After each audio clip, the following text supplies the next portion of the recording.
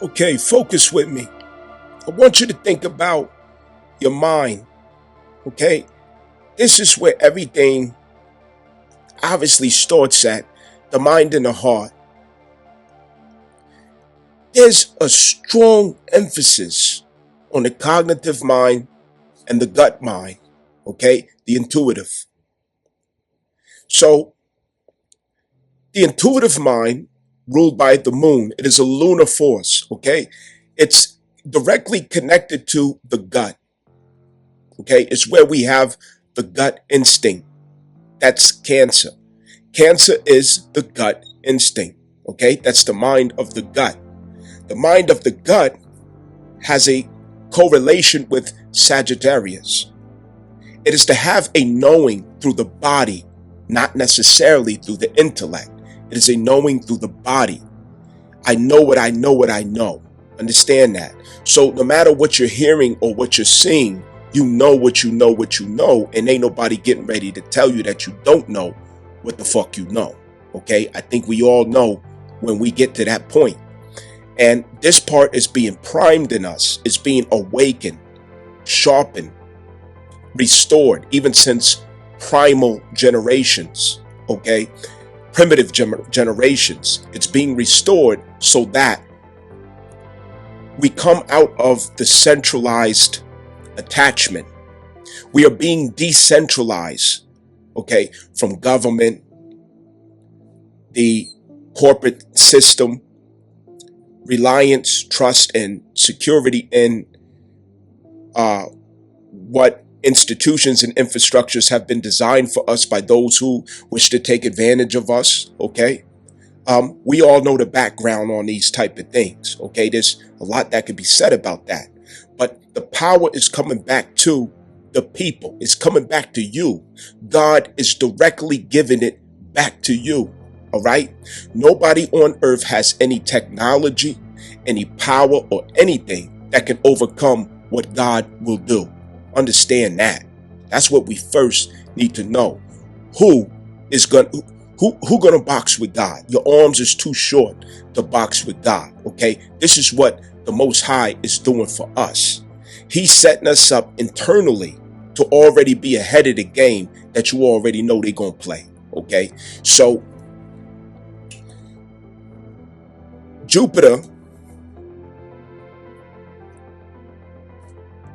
is restoring our critical thinking. It restored our critical thinking through Gemini, okay? We had to survive cancel culture, which dumbed us down, okay? Feminists and liberals created cancel culture. It dumbed the world down. We became dumb as a box of rocks because you were not allowed to think, be logical, rational, reasonable, because it was to protect the sensitivities of feminists, females, gays, and trans, okay? And also you-ish people, all right? This is no secret. The other thing is that besides that agenda, our minds, our perception, our ability to determine the truth, know the truth, recognize the truth, have discernment and discretion, this all has to come back, and we have to detach from our interest in the competition and the race for the corporate ambitions, okay? Once we no longer idolize and covet celebrity culture, millionaires, billionaires, people who have the corporate success ideal or image, okay? When we stop striving for these things and lusting for these things, when these things are no longer distractions in our sight, our vision, our appetite, we can get back to the core, the truth of the self. And we as a collective can start to determine what we need in our reality to accommodate for the authentic version of our society and what it should look like, what it should consist of. And that will be a time when we are in full power with ourselves. The Virgo, Cancer, Gemini, Aries, a mental reconfiguration is taking place. At Aries, you have, okay, Neptune and Saturn conjunct, which is asking us to hold in the mind, in our imagination, your own ideal, and to deconstruct the ideal that they gave you. Okay, it's also testing our ability to hold fast to that integrity and to also characterize it. What is the character that must go with this ideal? And that would be through Saturn. Learn he obedience through the things that he suffered. Did you learn yet not to allow fear, okay, guilt, shame, insult to make decisions for you? Understand, who are you? Will you sell your soul to be loved, to be embraced, to be accepted, to be smiled upon, okay, to be laughed at or to be laughed with? Will you sell your soul to feel like somebody loves you? Will you fall for the illusions again? Understand, okay? So that's what these squares are about between Neptune and Saturn and Jupiter. All of these planets that you see up here, Mars, Jupiter, Saturn, Mercury representing Virgo, these planets are at the first degrees, okay? They're at the first degree marks. And new beginnings are taking place at every aspect of ourself, especially over the mind. Cancer being the gut instinct, Gemini, the cognitive mind, Virgo, the analytical mind, okay? Aries, which is the imagination through the head itself, okay? Conceptualizing the imagination, initiating the creation of the self based on our own imagination. All of this is coming together. Uranus, okay, is in square with Mars, which is saying, Mars, you need to change directions. You need to make some adjustments. You have to change the pattern that you are up on, because I'm about to leave Taurus and I'm headed into Gemini, and you need new marching orders to match what I am accomplishing, okay, for their authentic expression, for their long-term journey and story. You have to be consistent with what I am unfolding. So I need you to change your patterns, change your what you're accomplishing. So Mars has to do that through Virgo, because Virgo is your day-to-day. That's your sixth house. That is what you do as a repeating formula. That's what you do as a repeating ritual to gain results and outcomes in your life. But all of that has to be toward the aim of the instructions of Uranus's revelation, okay? Because Uranus has a revelation from heaven of what course and direction and meaning we're supposed to be fulfilling, okay? Uranus is headed for Gemini, so those instructions are going to change. Our mindset is going to change, obviously, because of this. Because of all of these transits, we are changing mindsets. Jupiter is expanding our gut to home in on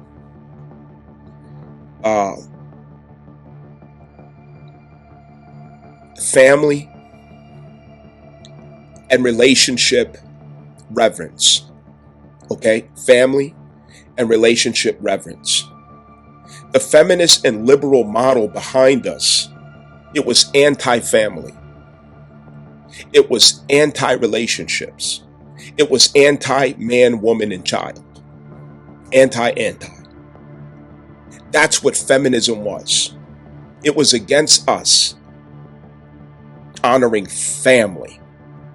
Family that God said was man, woman, child, not just woman and child. Not woman and woman, not man and man. So this is being restored. It's being brought back to the surface of our interest in our nature. We're going to expand our appetite for this reality as Jupiter passes through Cancer. And we're going to begin longing for these type of experiences, appreciating and cherishing these type of experiences. It's in square to the forming of the ideal It has to hold that square, because within that square is a crisis of, will I be impulsive? Will I get ahead of myself? Okay?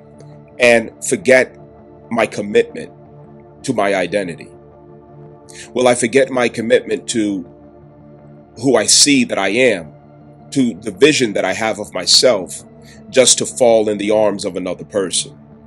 Okay, just to be accepted and loved, or treated and talked to or dealt with in a way where I feel like love is being exchanged? Will I reach out for projects, assignments, burdens, responsibilities that are not consistent with who I am and with the life path that I now realize? Will I do it just to get a dopamine fix, an oxytocin fix? Okay. Jupiter is going to expand where we have a longing for dopamine and oxytocin. Okay. Dopamine and oxytocin. So with that longing, if we're not careful, we can sell our soul to get it, like some addicts. Okay. So this is where we want to be careful. So with that being said, listen up to what I'm about to go over. And I can't stress it enough. You need to start regulating, some of you out there, your natal birth chart readings, especially at the change of transits, because we as a community, we have to become the living examples of what astrology can accomplish in a person's life when we approach it sincerely, when we approach it truthfully, and when we approach it with wisdom rather than joining in the crowd of sweet poetry, regurgitation, commercial talk. Okay, let's show and prove what astrology can accomplish when it's not dominated by feminism, when it's not dominated by a lack of reverence for it, when it's not being taught or explained in a way that is disconnected from every aspect of your life, but we see that it is the explanation of our life, and we get to determine what shape and form it takes from our own imagination and intentions.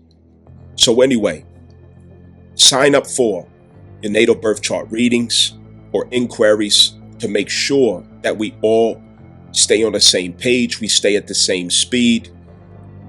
We never know who we are being prepared for. So let's not fall asleep at the wheel. Understand? Hit the like button, share, subscribe. Please go to www.theinfamousastrologist.com. Remember the hyphen in between the infamous and astrologist. There is a hyphen between there. Okay. Go there if you appreciate this channel, and if you could leave a review. Okay. Leave a review. Whatever you think or feel about this channel, I would appreciate it. You know, if you show your support by leaving a review. Also sign up for, again, your natal birth chart reading. So listen up. So I want to talk about the sixth house, being that Mars is headed to the sixth house in Virgo to, for 2 months to catch us up on efficiency and expanding our capacity to inherit more responsibility. All right. This is towards refinement, the principle of refinement. So,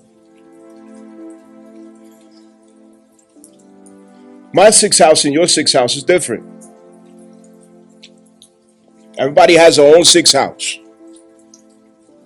And it's your responsibility to know the diet plan, the health routine, okay? How you plan for your day and strategize for your day according to the sign or algorithm of your sixth house. It's specific to you, and you should stick to those rules and instructions. Not just making some shit up.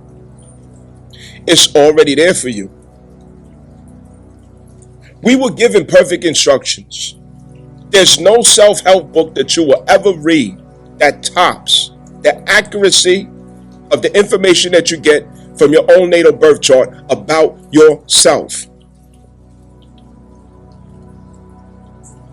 Nothing will ever top it.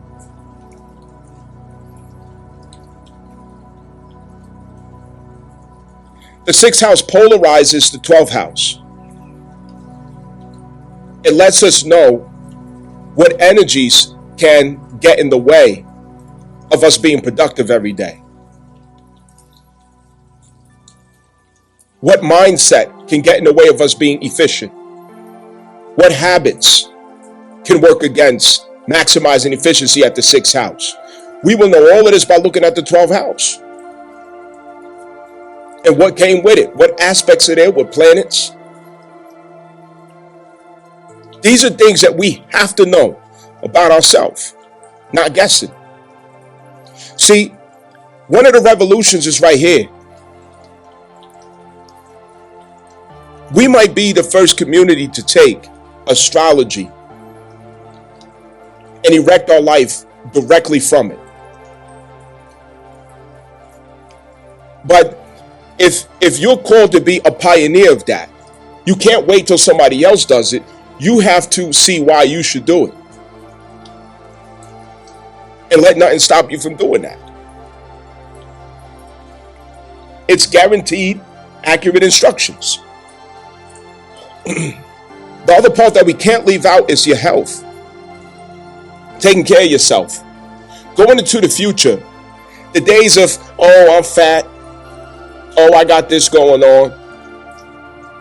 Oh, I did this and that. Yes, there's always going to be ailments. There's always going to be illness. There's always going to be health issues. Okay? But with us being in the time period that we're in now, the information available to us, the resources available to us to be healthy, our excuses reduce to damn near nothing. We're supposed to live a healthy life. Health really is wealth. We're supposed to be healthy. And we're supposed to look like and feel like we love ourselves. Take pride in taking care of ourselves. It also helps us to remain attractive. Feeling good about ourselves. Our self-esteem is tied to that.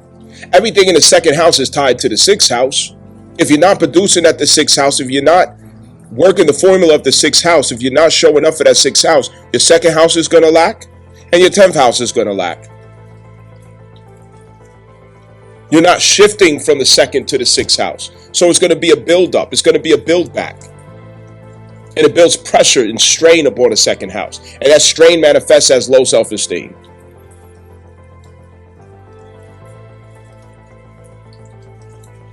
Exhaustion and fatigue in trying to maintain your identity. Because you're out of gas. The 6th house is also where we have open enemies. Mars coming into the 6th house of Virgo is going to address open enemies. Why open enemies? Because the 12th house is hidden enemies. The hidden enemies are those impulses that are asking for your consent. It's asking for your permission. It's asking for your authority to authorize them into existence. If I have a hidden enemy of gluttony, for example, every time I'm on the way home from work, that cheeseburger with grease and slime all over it is going to be asking me for my authorization and consent to manifest into my 6th house, my life, to plague my reality. What are we authorizing? Are we aware of these things yet? We're supposed to be. I've been talking about this for years. Come on.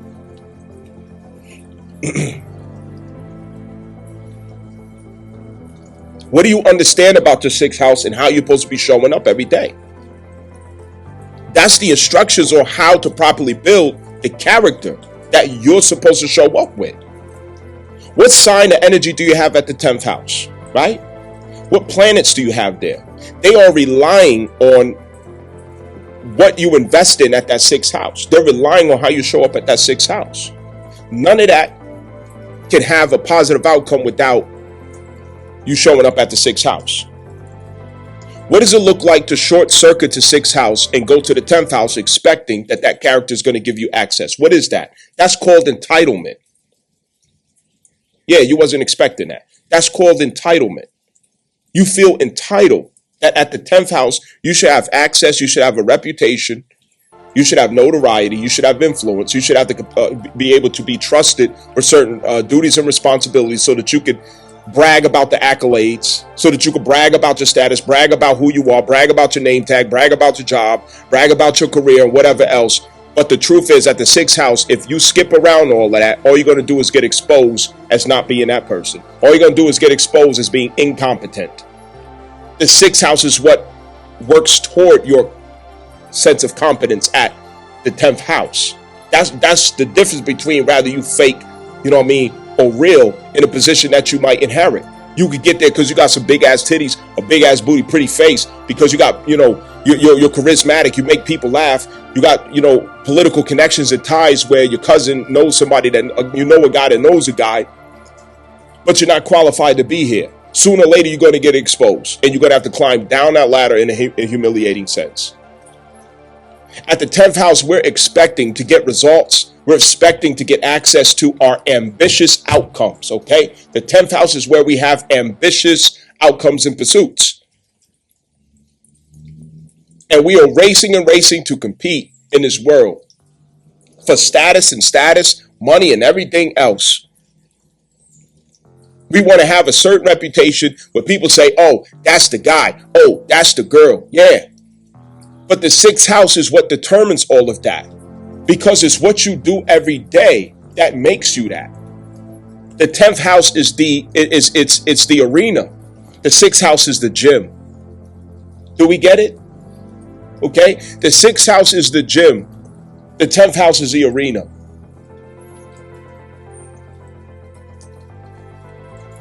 You have to show up to the gym every day consistently for that one night in the arena. Months and months and months and months and years of showing up at the gym for the one night at the arena. That's the difference with the 6th house and the 10th house, Virgo and Capricorn. I want us to understand this. And what's behind that is your ethos. Why are you even doing this? What's your purpose? What's your cause? What is it that you value that has you showing up to do this day in and day out? What do you value? What's important to you? What means something to you? Who do you say you are?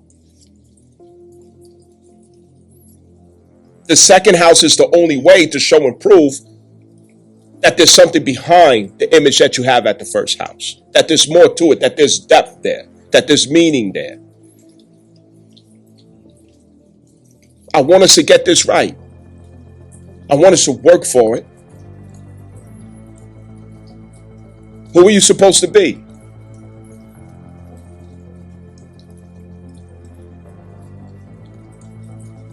The energy that you got at the 10th house also includes the midheaven, the MC. Okay? The MC is different than just the 10th house because it is your notoriety. You have to have salvation to stand in that energy.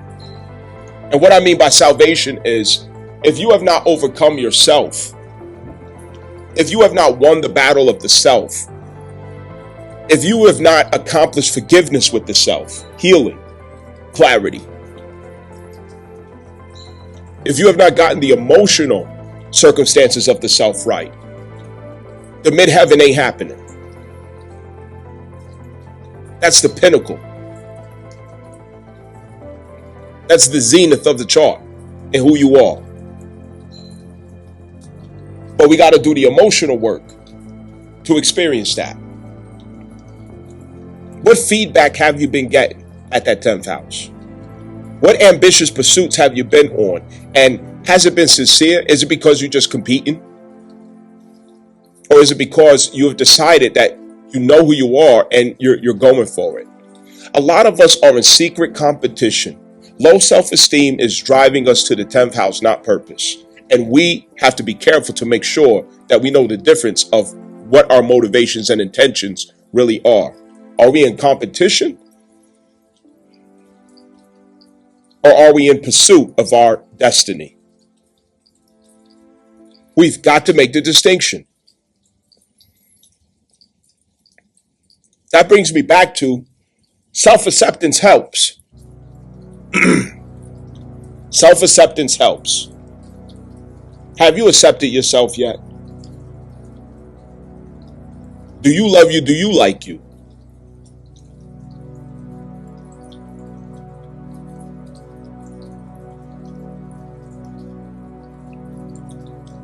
Did you create something to like about yourself?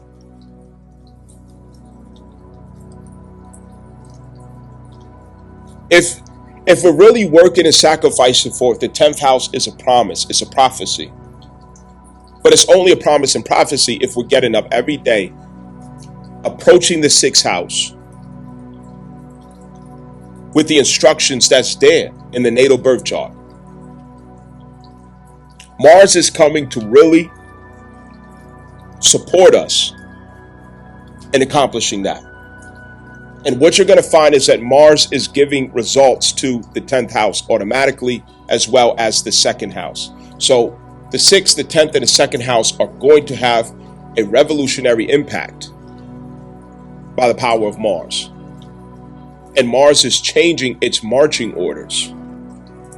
It's changing its patterns based on the authority of Uranus. Because Uranus is insisting that Mars, I need you now to take up patterns that's going to have sustainability with my transit through Gemini.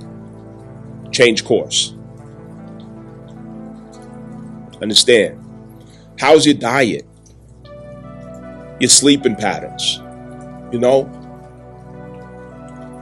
And you know, we can't overlook it. Do you have a gym membership? Let's keep it real. There's nobody in the room but me and you. Do you have a gym membership? No, I'm not talking about walking at the trail. I'm talking about getting your ass up and working to feel good about yourself. Working to feel good about what you see in the mirror. You know what I mean? If you're not some teenager or your early 20s, you got to work for that shit. You got to really work to feel good about what you see in the mirror. Taking care of your body. You know, a lot of us walk the earth thinking that it's somebody else's job to love us, but it's our job to love us first. It's somebody else's job to respect us, but we got to respect us first.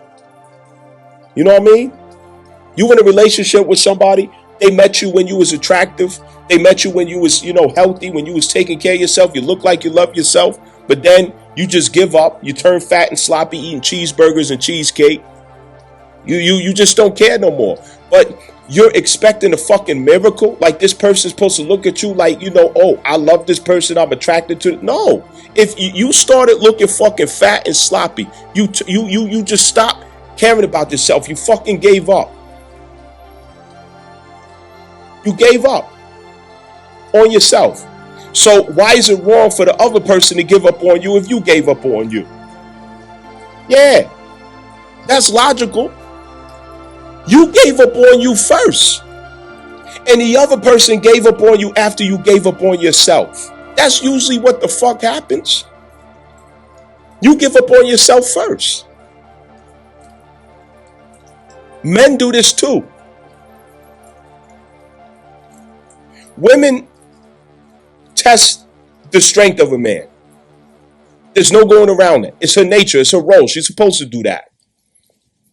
And one way that she tests a man is How focused and committed and devoted are you to your cause, to your purpose? Because you ain't supposed to be devoted to me. You're supposed to be devoted to your purpose. But she will lure you, tempt you to lose that focus and turn it on herself. And if your dumb ass fall for that, guess what? She gonna fall out of love with you the moment you do that stupid shit. She's gonna lure you into changing your focus to her. And the moment you do that, you lost her. This is what I know. I got too much experience. This is what I know. She'll bat her eyes, she'll beg, she'll make it sweet sounding and fair seeming. Oh, you don't gotta go to the gym today. Oh, you work so hard, you're just obsessed with that. You're gonna kill yourself. You're just overdoing it. But if you give in to that shit, if you lose the obsession for your purpose and turn your obsession to her, you're going to lose her anyway. She's going to get turned off from you. And she's not even going to understand that that's what's happening. It's her soul that's doing it. Because now she's confirmed in herself, I can't trust this nigga. He will abandon posts. And thinking I'm supposed to make up for all that shit. Hell no. I'm out of here. Yeah. With women, it looks like giving up on your looks. Giving up on what makes you attractive. No, you're not attractive when you're fucking fat and sloppy. The infamous astrologist is not cruel, okay? I'm not cold-hearted. But I love enough to be honest. Keeping it real. When we as men lose our focus and intensity with our purpose, our drive, our discipline, our ambition, our ability to create wealth, our ability to affect the world, to carry influence, to move power and authority, yeah, she's going to lose interest with you. A woman doesn't leave you until you're headed for misery. She doesn't leave you until you're broken. A woman will refuse to leave a man who is not broken yet. She will refuse. This is what I know about the nature of women. Even if she's the one who broke you, or if you're the one who broke yourself, or allowed something or someone to break you, she's not leaving you until that happens. Once you're broken, then she'll get the fuck out of there. But if you're not broken yet, if you're still intense, she will argue with you, she will fight you, she will give you all the drama in the world. But a woman that argues with you still loves you. A woman that stops arguing with you, she already planned 6 months ago on how she getting the fuck out of there. Yeah. Let me not get off subject. Take care of yourself. You know what I mean? Look like you love yourself, man. What the fuck? Be attractive. Be magnetic. Be mysterious. Yeah. God damn. What does the 6th house say about what you're supposed to be doing? Yo, the 12th house, it opposes that 6th house because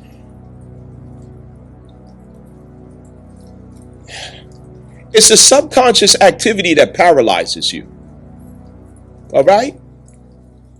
If you get into the slump of the 12th house shadow energy, that's what paralyzes you. That's what makes you unproductive. That's what makes you lose motivation. You fall into a slump. You do nothing. You give up. You need to know what that is. Schedule for your natal birth chart reading. If you need to know personal details for yourself, for your life, invest in yourself, you heard? Virgo at the South Node, anticipating the transit of Mars. So, the appropriate subject here is refinement. In the process of refinement, essentially what we are doing is we are reforming. There's a reformation of value. It is a reformation of value. The gold, which is the heart, ruled by Leo, and the sun, the expression of the inner child, that is the value. And that's what's being recovered, concentrated, separated, and extracted from impurities. We are dissolving the old form of that value, which the old form of that value, the heart, the soul, our expressions, our talents, our gifts, it was serving a corporate ideal. It was also serving the Luciferic, liberal, and feminist ideals over society. And the first steps of this extraction of impurities is a step called deliverance. After deliverance is the wilderness. After wilderness is freedom. So, as you're about to see, I'll show you a little clip here, an example of what I mean in these first steps of refinement, which it requires Neptune and Pisces, okay? Neptune is what dissolves the forms of past life value themes. Whatever form that our value was in the past, whatever representation or image that it had, whatever it was serving, whatever we related that idea of value to, Neptune has to dissolve it down to its essence, purify it and separate it from impurities. Take a look.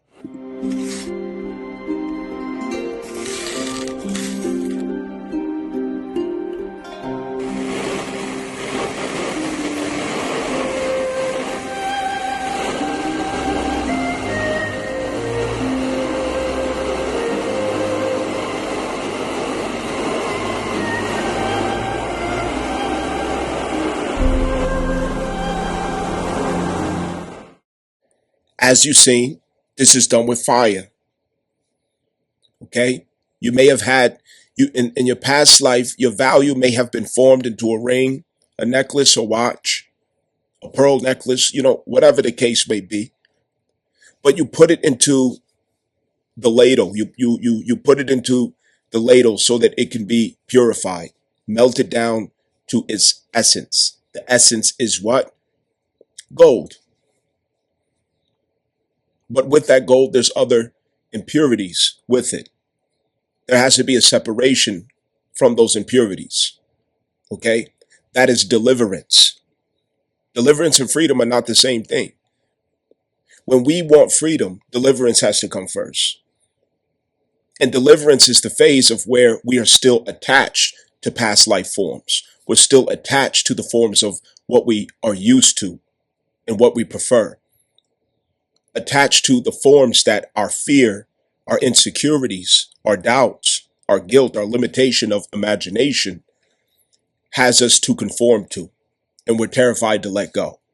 So deliverance is to cause a separation where our willpower may not have produced the courage or strength to follow through with such a separation on our own through our intention and boldness.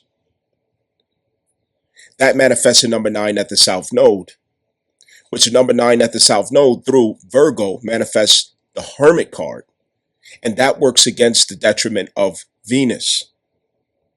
Venus is to covet, to take pleasure in and enjoy material things, Taurus, to take possession of these things, and it grows into attachment in its extreme, which is the polarity of Taurus called Scorpio. Okay? When it gets into its extremes. The number 9 works against any detriment in this. It repels the form. It loosens the form. It causes detachment and separation, the vibration number 9. The number 9 is here to deliver us. It is a life path of deliverance.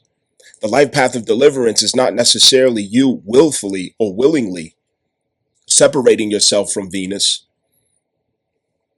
but it's fated experiences, circumstances, opportunities, events that causes a separation between you and what you covet of Venus, what you are attached to of Venus.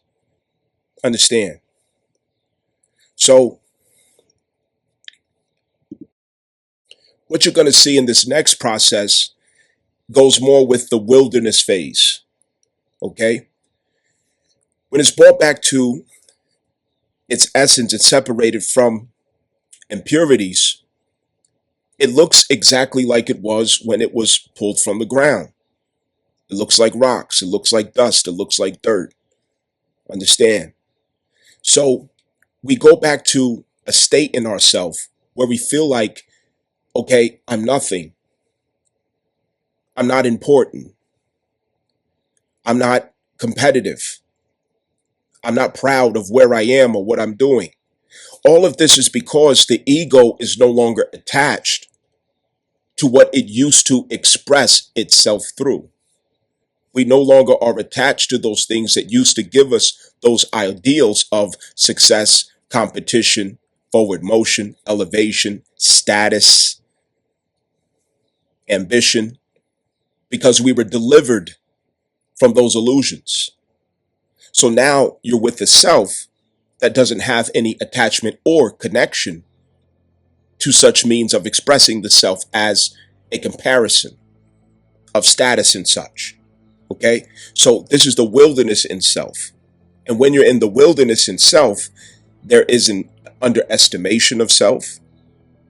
There's a drop in the self-esteem and confidence, the clarity in the self. There's doubts.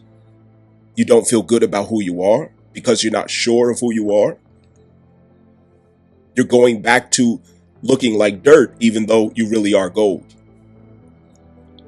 Now, what we have to take notice of in this next clip that I'm going to show you is that nitric acid is utilized for a few reasons.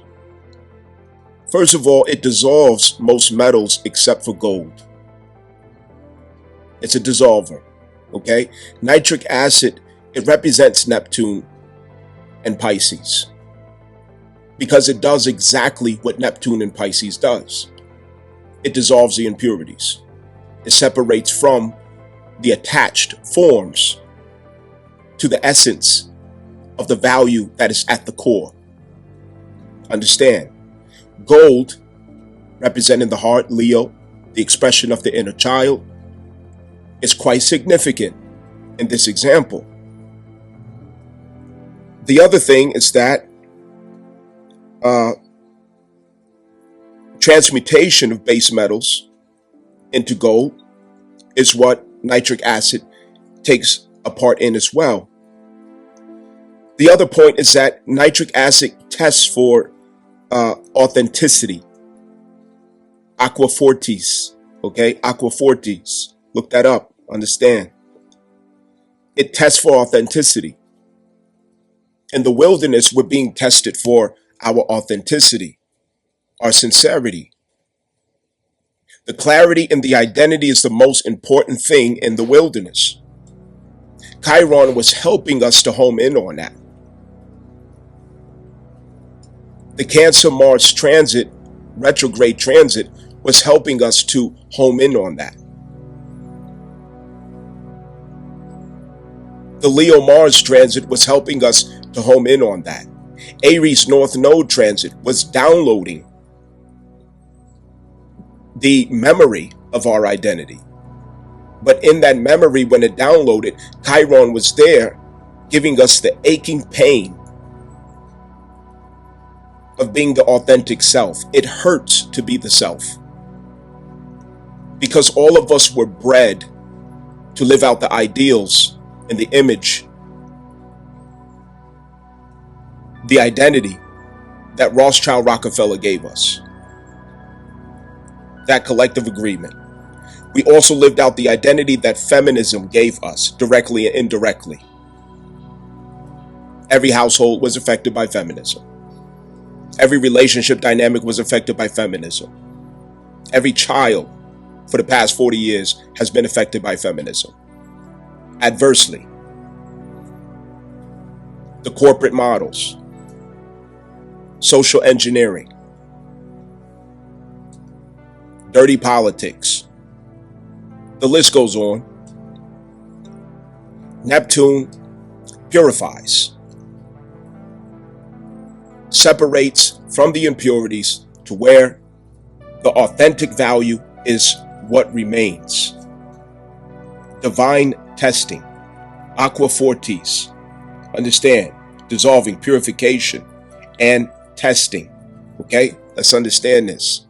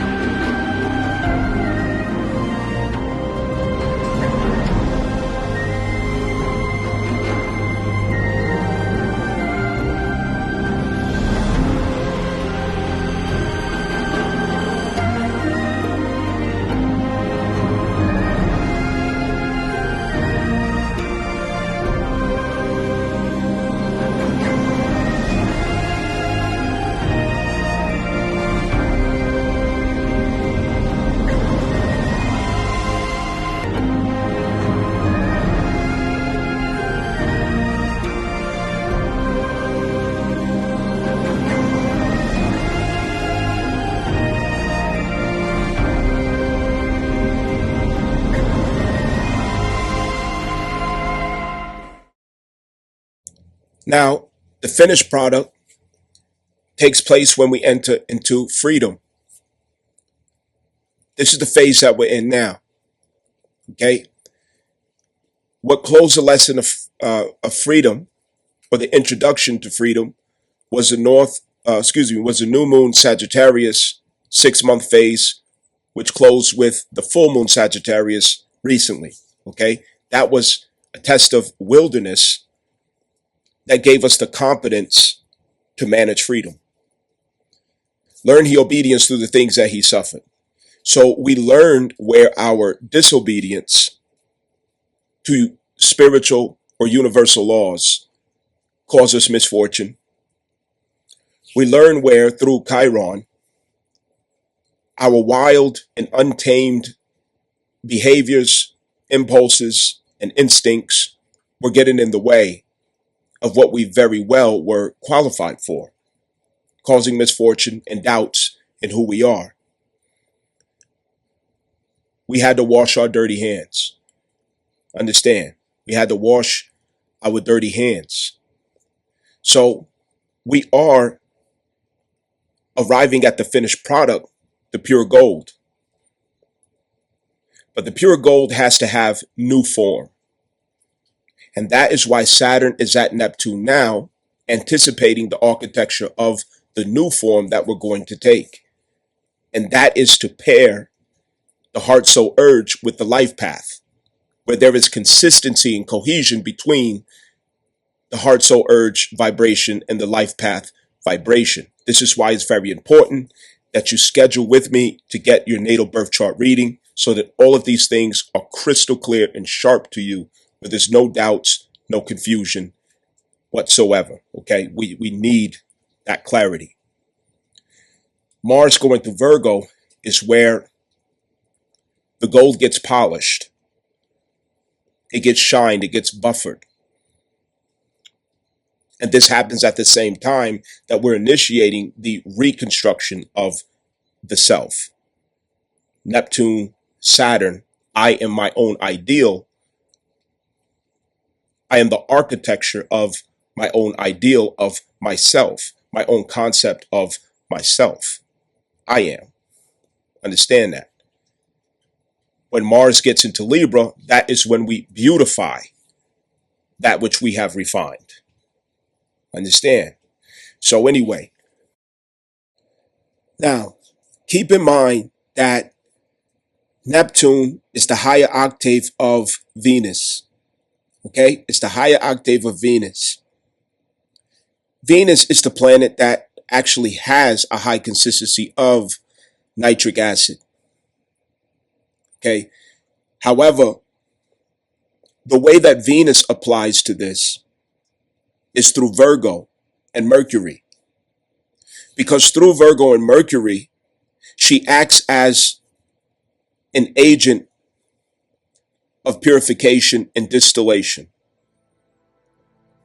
That's the position that Venus is taking now because the South Node is at Virgo.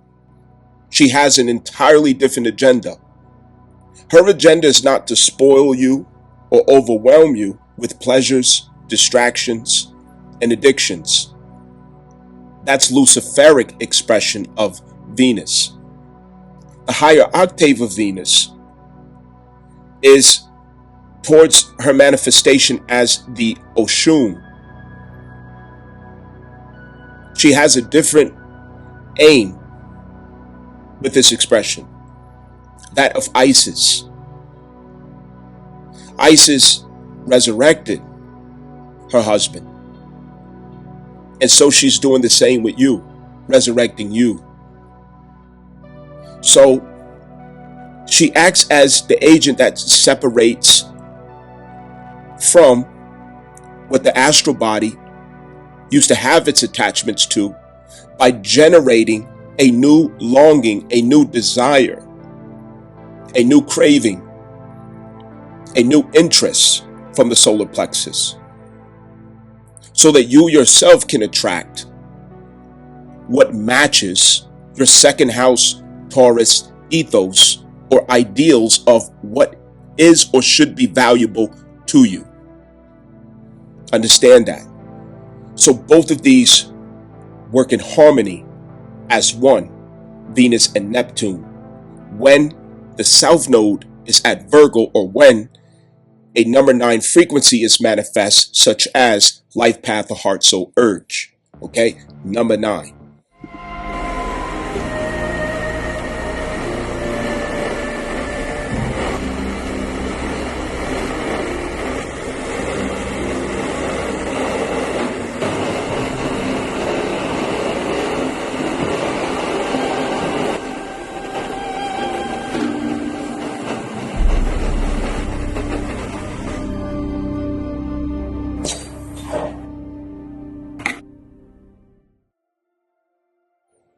There you have it, finished product.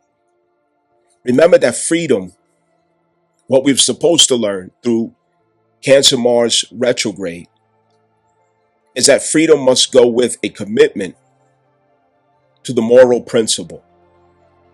We are not respecting our freedom if we neglect the moral obligation that we have with freedom. The moral obligation must go with it. Without the moral obligation, we are savages. They want us to be savages. How often do you hear them naming female artists savages? That's not an accident. It's what they want you to be. They're engineering the children, the generations, to think and behave these ways. When you have savagery, freedom will become an entrapment for you, because you will sow entrapment through those behaviors. Understand, you'll get the exact opposite than what it is that you think you're seeking. What else must go with freedom is accountability. That was taught to us with Chiron, to be accountable for the wild horse that was untamed in the self, knowing that you can't saddle that horse into battle. You can't take that horse into a journey because it's too wild, it's unfit for the trust. So we had to tame aspects of ourselves, train aspects of ourselves, gain the competence, the wisdom, the experience, discipline. We had to get civilized in many ways concerning our identity. Because entitlement is not an expression of freedom. We're not entitled to anything except what we strive for. Entitlement will not fly anymore. Self-determination. Self-determination helps to express freedom. So there's things that we were supposed to learn and we must never forget. All right, let's make the correlation with SouthNode Virgo Mars transit, okay, coming up on the 18th. The SouthNode Mars Virgo, okay, how does this relate? The focus here that I really want you to look at is your 10th house rather than your 6th house, okay? Even though Mars is addressing past life or SouthNode, okay, past life patterns, which is 6th house, the aim is for the 10th house, okay? Because the 6th house is the habits, the behaviors, right? The behavioral patterns, the thought patterns, the habits that forms the character. The character is the 10th house. It is that which you are known for, what you are known to do. It is your reputation consistently. It also determines your capacity to inherit greater responsibility and duty. We cannot ascend higher purpose without also inheriting higher responsibility and duty. We cannot inherit a greater trust upon us, okay, without being that much more trustworthy. We have to ascend also in our integrity. All of this has to go together. So we're done with being delusional about what it takes to be where we want to be. We're just going to be sitting there crying, playing the victim if we don't want to focus on this. Our destiny is ahead of us, and we can see the vision very well, possibly. But what it's going to take to step into that is what Mars is about to address. So during the retrograde of Mars through Cancer, which coincided with the new moon Sagittarius phase of 6 months, which recently ended with the Sagittarius full moon phase, this was an examination of you in your own wilderness, okay? You got to walk through your own wilderness after deliverance, all right? We talked about deliverance, we talked about wilderness, we talked about freedom, the difference of the three. If you don't know what that means or the difference between them, ask me the question right now. Pause and ask the question so I can explain it to you. I don't want anybody lost. Even though I put it in the videos before this, I don't mind explaining it again. But anyway, the whole point of the collaboration of retrograde Mars Cancer transit and the 6-month Sagittarius new moon phase, which ended with the Sagittarius full moon phase, it was about a reconnaissance of the self within the wilderness of the self, because prior to that, it was deliverance, and the deliverance came from the ending of SouthNode Libra and Capricorn Pluto transit. Okay, that's a pair. Capricorn Pluto transit deals with the corporate imprisonment. SouthNode Libra deals with the feminism imprisonment of the people. Okay, it's those two wings. It goes together. Libra also includes liberalism itself, feminism and liberalism. Capricorn includes corporations, secret societies, deep state, banks, and oligarchs and, rich people who are sowing corruption behind the scenes, as well as principalities in high places, okay, who are doing the witchcraft on the people, turning them against each other, brainwashing, social engineering, so on and so forth, okay? We could go through that, but that's not the focus. Anyway, having come out of that, That was the deliverance phase. The wilderness phase started with Mars retrograde Cancer and Sagittarius new moon. Okay, that 6 month, 7 month time period. Now we're at the freedom phase. Okay, now that we're out of the wilderness, we're in the freedom phase. The wilderness phase also included an examination of where you were hurting in your identity, where you were disappointed in your identity. Okay, disappointed at yourself. Part of the disappointment with yourself was expressed through the Cancer Mars transit. And many of us could have walked around feeling like we were disappointed with others, but really we were disappointed with ourselves, projecting it onto others, okay? That's something we need to accept, okay? We're not going nowhere if we can't accept these things, every last one of us. So don't think you fucking special, sitting there, you know, with a bow tie on your head. You understand? Nobody's fucking special, all right? All of us is going through this.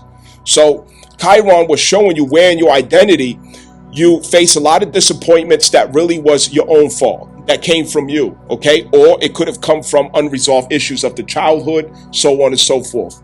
Now, we have to fix those things before we get to the unfolding of freedom. Because if you get there and you didn't fix these things, heal these things, resolve these things, guess what? You're going to build up a big old castle, a big old tower, and it's going to come crashing down because you're fucking toxic, okay? You're toxic. So we should be thankful that we had to go through that and clean it up. All right. So what Mars is going to home in on is, where's there a lack of efficiency, okay, in your sixth house, your day-to-day routines? Where are you lacking efficiency? Where do you need to tighten up on details? All right. Where's there excess? Where are you wasting, resources? Where are you distracted by comforts? Okay, where there's some addictive behaviors? Where is there self-defeat and futility?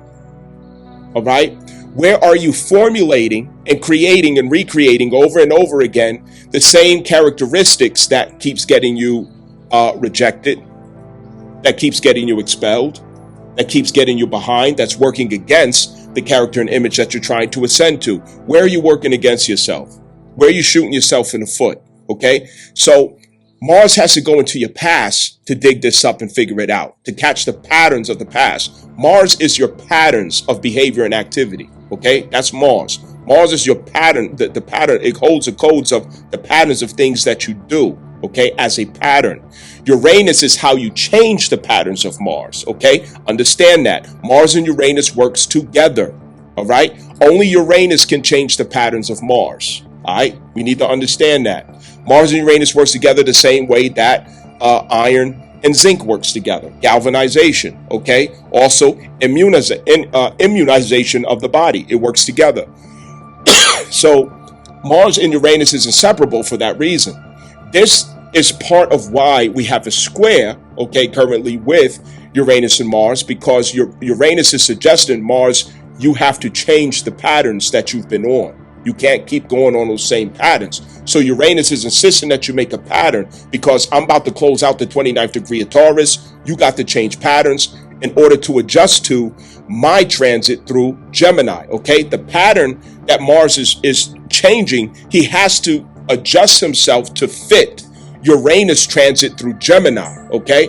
He already was working the patterns that was in agreement with Uranus transiting Taurus.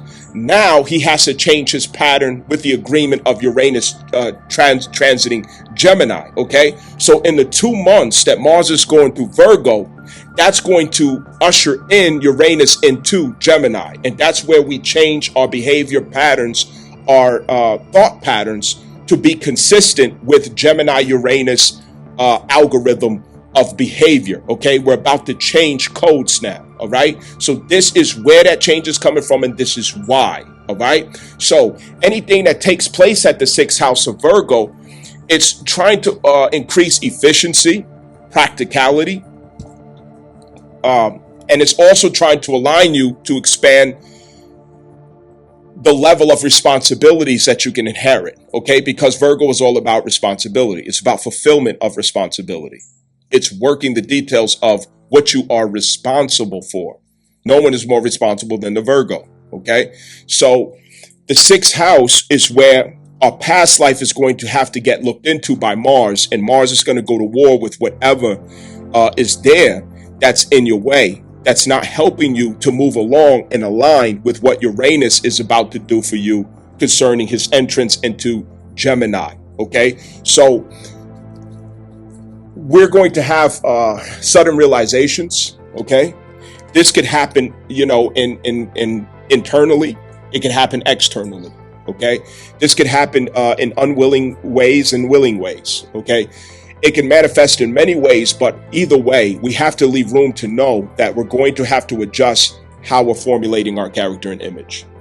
So in the past, at the 10th house, we realize I know who I am, okay, but I can't flatter myself and walk around here like I'm just supposed to be accepted just as is, just because I touched down the earth, it's like, my doo-doo don't stink or something, like I'm all that. No, go back and polish this or polish that. Okay, go fix this or go fix that. We have to have the humility of admitting, yes, some work is required if we're expecting different outcome, different results. Mars is helping us to catch up on that, all right? There's things that we realize in the wilderness of the self. Remember these key words that I'm using, wilderness, okay? As we went through the wilderness, we got exposed to habits, behavioral patterns, toxic, patterns in ourselves, all right? All type of issues and clutter and junk. We really seen, some things about ourselves that we really need to fix and clean up. Okay, Mars is going to help us to home in on all of those things of the past so that they no longer are in opposition to our progress. Okay, now Virgo is where we reduce and minimize any waste. Okay, now Venus is currently transiting through Taurus, and it's reconfiguring what we're attracting. All right. Venus is the astral body. That's how we attract. She's reconfiguring what we're attracting. She's updating what we're attracting. Okay. So with her updating what we're attracting, it includes resources. It also includes self-esteem. It also includes a realization of what our values are now, our ethos. Okay. All of these things. So the attraction is we're attracting experiences and circumstances that brings that realization or opportunity, okay, for this to manifest. It's part of the cultivation of stability. It's part of the cultivation of Taurus themes within our life. Understand?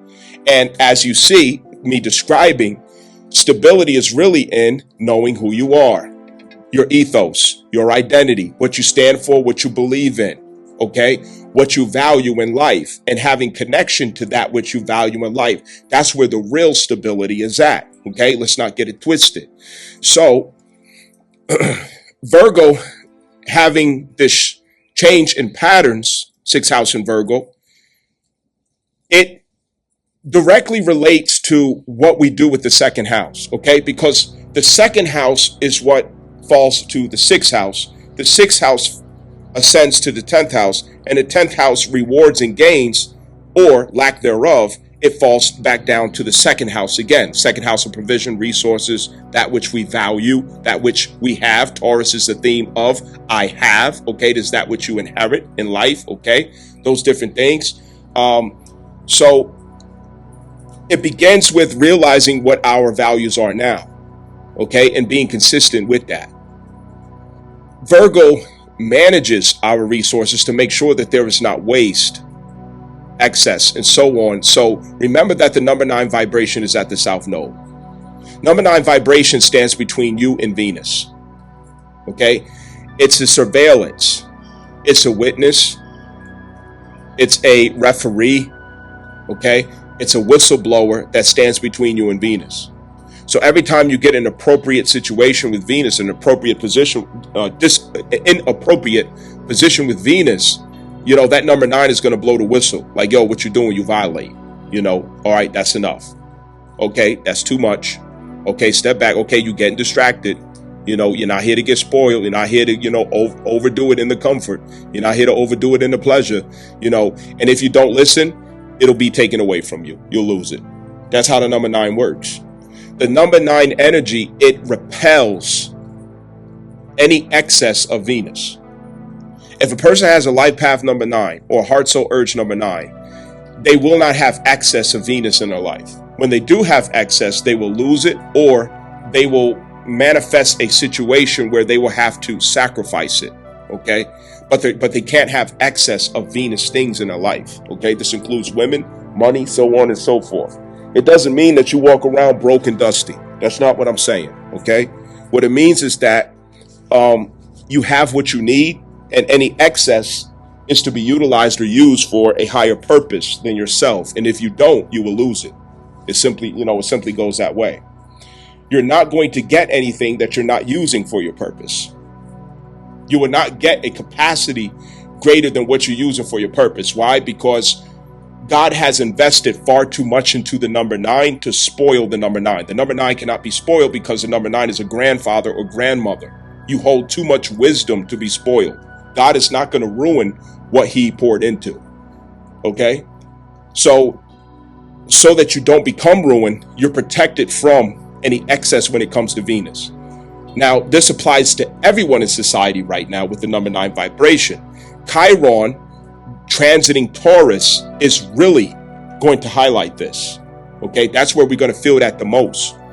And this is not a scare, but what it is that we're getting sober, we're getting focused, and we're gaining sharper insight and realization on what this life means and what our purpose is. And we're getting away from being self-absorbed. We're getting away from being so surface, vain, and immature. Our maturity is here because we have a great assignment to show up for. The number 9 is already practicing death. And they are practicing death because the number 9 is always practicing detachment. Detachment. And the number 9 has the easy death because they are already detached by the time death comes. There's nothing that in life that they are attached to. That's the number 9. I have the life path number 9, so I know what I'm talking about. You could also scroll down to Life Path Heart Soul Urge number 9 video to really get a sharper understanding of what number 9 consists of. You can scroll down and look for that in a video library. So anyway, going to war against past life limiting thought and behavioral patterns. Okay, look for that. This is what's coming. Okay, this coincides with Mercury. It's cognitive. It also coincides with the moon, so it is intuitive. Okay, because it is the past patterns. And with Mars, we are asserting our willpower into making these adjustments. Okay, ultimately, what this ends up looking like is after 2 months, we have greater efficiency in how we're living in our lifestyle. We also have a greater capacity because we cleared the table of the excess and detach ourselves from things that really are none of our business, not our responsibility, things that are futile, so on and so forth.